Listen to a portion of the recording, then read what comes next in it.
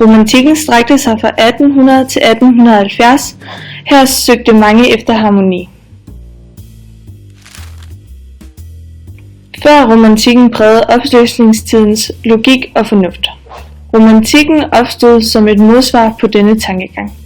Her prægede følelserne idealerne, der blev skabt for stor fædrelandskærlighed, hvilket medførte, at forfatterne og kunstnerne blev inspireret af dette.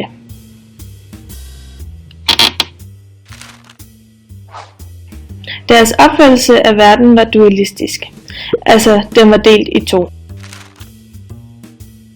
Nogle af de forfattere, der var i romantikken, var for eksempel Adam Oehlenschläger, som har skrevet Der er et yndigt land, og også blev kaldt for Nordens digterkonge.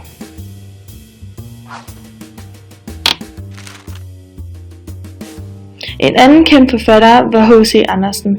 Han var meget kendt for hans eventyr og hans fornyelser af litterære genrer. Han opnåede både stor dansk og international berømmelse. Typiske litterære genrer i romantikken var blandt andet naturlyrik, dannelsesromaner, fædrelandssange og kunsteventyr. I litteraturen gjorde man en dyd ud af at skrive om mødet med den åndelige verden.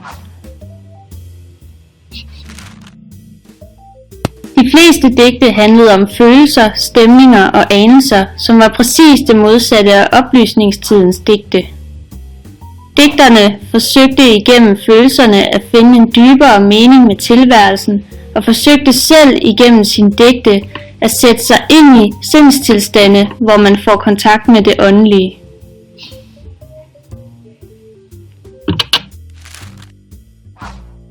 Platons idealisme.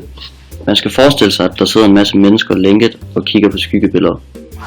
Disse mennesker antager fejlagtigt, at skyggebillederne er den egentlige virkelighed. Det er kun filosofen, der kan bryde fri fra disse lænker og træde ud i virkeligheden.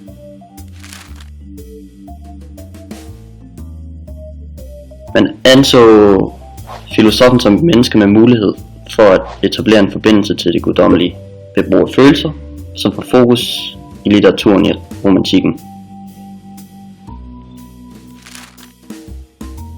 Det er filosofens pligt at formidle og skabe en forbindelse mellem det guddommelige og folket.